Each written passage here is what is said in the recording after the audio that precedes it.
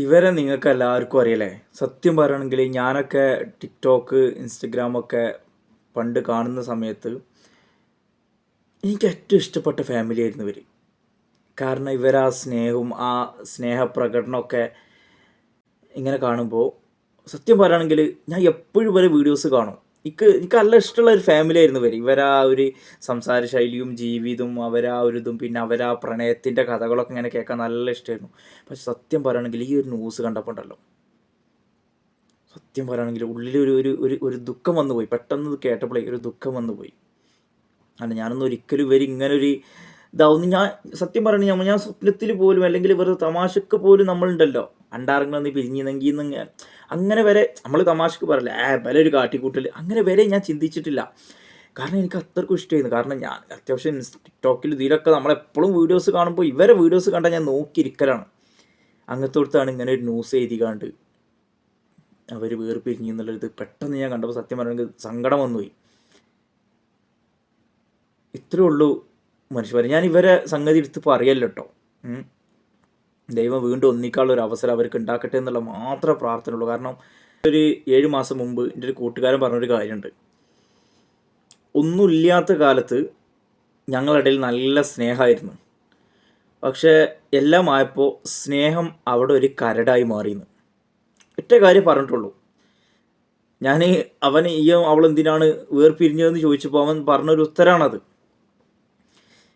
അപ്പോൾ ഇവർ ഈ ന്യൂസ് കണ്ടപ്പോൾ എനിക്ക് പെട്ടെന്ന് ഓർമ്മ വന്നത് അവൻ പറഞ്ഞ കാര്യമാണ് കേട്ടോ. ഇപ്പോൾ ഇവർക്ക് അത്യാവശ്യം നല്ലൊരു നിലയിലെത്തിയവർ എൻ്റെ കാഴ്ചപ്പാടില്ല കേട്ടോ. അവരെ ഉള്ളിൽ എന്തെങ്കിലും വിഷയങ്ങളുണ്ടോയെന്ന് എനിക്കറിയില്ല. ഞാൻ പറയാം, ഇങ്ങനത്തെ സിറ്റുവേഷനിൽ ഒരുപാട് പേരായി ഇങ്ങനെ വേർപിരിയുന്ന വീഡിയോസും പോസ്റ്റൊക്കെ നമ്മൾ കാണുന്നില്ലേ, ഒരുപാട് പേരതായി. സത്യം പറഞ്ഞാൽ കുറേയൊക്കെ കാരണങ്ങൾ അത് തന്നെയാണ്.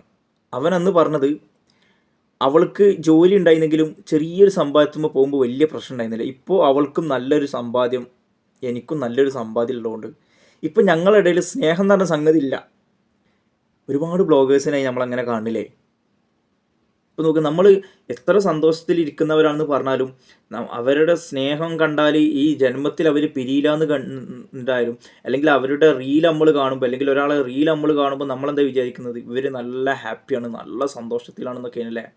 അതിനാണ് നമ്മളിപ്പോൾ 2 ദിവസം മുന്നേ ആത്മഹത്യ ചെയ്ത ചിന്നുവിൻ്റെ കണ്ടത്. കാരണം അവൾ അതിൻ്റെ അടുത്ത ദിവസങ്ങളിലിട്ട പോസ്റ്റിൽ വരെ ഒരു തരി പോലും അവളെ മുഖത്തൊരു സങ്കടത്തിൻ്റെ കണിക നമ്മൾ കണ്ടിട്ടില്ല. ഒരു സെക്കൻഡിലാണ് ജീവിതം മാറി മറിഞ്ഞത്. ഇത്രയേ ഉള്ളൂ. മനുഷ്യന്മാരെ കാര്യങ്ങളൊക്കെ ഇത്രയേ ഉള്ളൂ. എന്ന് സന്തോഷവാനാണ് എന്ന് പറയുന്ന പലരും ഉള്ളിൽ ചിലപ്പോൾ ദുഃഖങ്ങളായിരിക്കും. ചിലപ്പോൾ നമ്മൾ സന്തോഷമായിട്ട് കാണുന്ന പലരും ദുഃഖത്തിലായിരിക്കും. പെട്ടെന്നാണ് ആ കുട്ടിൻ്റെ ജീവിതം മാറി മറിഞ്ഞത്. അവൾക്കൊരു പിഞ്ചു പൈതലുണ്ട്, ഒക്കെ ഉണ്ട്. അങ്ങനെ ഉണ്ടായിട്ടാണ് പെട്ടെന്നൊരു മരണത്തിലേക്ക് പോയത്. അപ്പോൾ നമ്മൾ എപ്പോഴും ചിന്തിക്കേണ്ടത്, ഇപ്പോൾ ആരാണെങ്കിലും ഏതൊരു സെക്കൻഡിലും ഏതൊരു നിമിഷത്തും നമ്മളുടെ ജീവിതത്തിന് വലിയൊരു മാറ്റങ്ങൾ സംഭവിക്കാം. ഇപ്പം ഞാനൊന്നും ഈ പോസ്റ്റ് കാണുന്നത് വരെ ഞാൻ ഒരിക്കലും ഉറപ്പിച്ചില്ല. ഇവർ ലാസ്റ്റ് കുറച്ച് മുമ്പിട്ട വീഡിയോസിന് വരെ ഞാൻ ലൈക്ക് അടിച്ച ആളാണ്.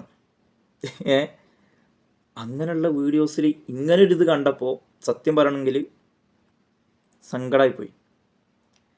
ഞാൻ ഒരിക്കലും പ്രതീക്ഷിക്കാത്തൊരു ഇതായി. ഒരുപാട് പേരായി ഇതിന് മുമ്പ് വേറമേലൊരു പ്രോഗ്രാമിൽ പങ്കെടുത്ത ഒരാളും നല്ല കോമഡീസും കണ്ടൻറ്റൊക്കെ ഇട്ടിട്ട് വീഡിയോസൊക്കെ ചെയ്തിരുന്ന ആൾക്കാർ ഇതേമാതിരി പെട്ടെന്ന് വേർപിരിഞ്ഞു എന്ന് പറഞ്ഞിട്ട് പോസ്റ്റുണ്ട്.